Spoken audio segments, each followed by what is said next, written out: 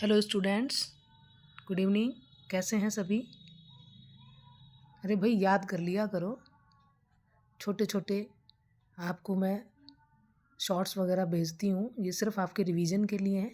मैंने पहले भी कहा है कि आप लोगों की अच्छी तैयारी है, बट फिर भी अब एग्ज़ाम नज़दीक है, बहुत सारे पार्टिसिपेंट्स स्ट्रीट का एग्ज़ाम भी देंगे, तो छोटी छोटी चीज़ें हैं, इनको थोड़ा सा चलते फिरते देख लिया करो और कभी कभार मैडम को याद करके लाइक कर दिया करो। पता ही नहीं चलता है कि कौन स्टूडेंट देख रहा है, कौन नहीं देख रहा है ना। मैडम ने कॉलेज ही तो छोड़ा है। आप मैडम को मुझे लगता है शायद भूल गए हैं। अब इसी कड़ी में मैं आपको आज एक छोटा सा टॉपिक और एक्सप्लेन कर रही हूँ। बहुत ही छोटी सी क्लास है, आप इसको देखिए। अधिगम अक्षमताएँ, लर्निंग डिसेबिलिटीज़, यानी कि सीखने से संबंधित कुछ प्रमुख समस्याएं होती हैं साइकोलॉजी में, उनके बारे में। वैसे तो आपने पढ़ लिया होगा, लेकिन फिर भी आपके रिवीजन के लिए मैंने ये छोटी सी क्लास बनाई है। तो इसमें जैसे पहली है डिसलेक्सिया। डिसलेक्सिया का मतलब होता है पठन संबंधी समस्या, यानी कि पढ़ने में जो समस्या आती है। डिस्ग्राफिया, लेखन संबंधी समस्या, अर्थात लिखते समय अगर कोई बच्चा समस्या से जुड़ा हुआ है, जूझ रहा है, तो डिस्ग्राफिया। डिसकैलकुलिया, जैसे किसी को गणितीय संक्रिया करने में, जोड़ बाकी गुणा भाग करने में कोई समस्या आ रही है, डिसकैलकुलिया हो गया। डिसमॉर्फिया, डिसमॉर्फिया होता है इल्यूजन, यानी कि भ्रम, मतलब किसी तरह की कोई शंका, कोई भ्रम, उससे व्यक्ति बार बार जूझ रहा हो, परेशान हो रहा हो, उसको डिसमॉर्फिया कहते हैं।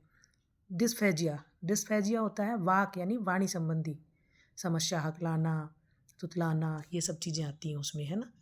इसके बाद है डिस्थीमिया। डिस्थीमिया होता है तनाव से संबंधित समस्या, जैसे मेंटली टेंशन में रहना, है ना, हर समय तनाव बना रहना, वो डिस्थीमिया कहलाता है। अफेजा, देखो एक आया था डिस्फेजा, डिस्फेजा था वाक से संबंधित, ये है अफेजा। अफेजा है भाषा संप्रेषण संबंधी समस्या। नेक्स्ट है प्रोजेरिया। प्रोजेरिया का मतलब है कम आयु में बूढ़ा दिखना, यानी कि बहुत सारे लोग ऐसे होते हैं जिनकी उम्र कम होती है लेकिन वो फिजिकली बहुत ज़्यादा बड़े दिखने लग जाते हैं, तो प्रोजेरिया साइकोलॉजिकल डिजीज़ होती है। बुलिमिया, बुलिमिया भोजन संबंधी विकार होता है। अच्छा, बुलिमिया जो है, इस पे अलग से क्वेश्चन बनता है, क्योंकि बुलिमिया ईटिंग डिसऑर्डर है और इसके अपने 3 प्रकार हैं। बुलिमिया में जो 3 डिजीज़ हैं वो शामिल की जाती हैं। पहली है एनोरेक्सिया नर्वोसा। इसका मतलब होता है कि जैसे वजन बढ़ने के चक्कर में बहुत सारे लोगों को आपने देखा है, विशेषकर अगर मैं बात करूं तो लड़कियां बड़ी कॉन्शियस होती हैं कि कहीं मेरा वजन ना बढ़ जाए, तो पूरे पूरे दिन में एक चपाती खाना, बहुत कम खाना, मतलब वजन बढ़ने के चक्कर में बहुत कम खाना, और बहुत कम में भी क्या है, पौष्टिक चीज़ें नहीं खा पाती हैं, तो क्या है, उनके शरीर में जो एनर्जी होती है वो बिल्कुल डाउन चली जाती है। तो ये एनोरेक्सिया नर्वोसा होता है कि वजन ना बढ़ जाए, इस डर से बचने के लिए बहुत ही कम खाना, जितना शरीर की मांग होती है, डिमांड होती है, उतना भी नहीं खाना। दूसरा ये ईटिंग डिसऑर्डर है बुलिमिया नर्वोसा।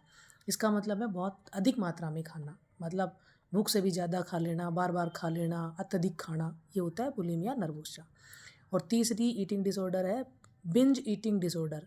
इसका मतलब है कि बहुत कम समय में बहुत अधिक खा जाना, खा तो लिया है और फिर बाद में पता चलता है पेट में दिक्कत हो रही है, पेट में समस्या हो रही है ना, परेशानी हो रही है, तो फिर क्या करेगा इंसान, फिर वो वॉमिटिंग का मन कर रहा है, फिर वो उल्टियाँ करेगा। तो मतलब पहले तो केयरलेस बन के बहुत अधिक खा लेना और फिर बाद में उसको उल्टियाँ करके, या जैसे किसी दूसरे के साथ खाना खा रहा है तो वहाँ तब तो खा लिया जल्दी जल्दी में कि धीरे धीरे खाऊंगा, तो लोग कह देंगे कि बहुत धीरे खा रहा है, कितना खाएगा, तो जल्दी जल्दी में अत्यधिक मात्रा में खाया जाता है, फिर घर जाके वो परेशान होना, तो ये कहलाता है बिंज ईटिंग डिसऑर्डर।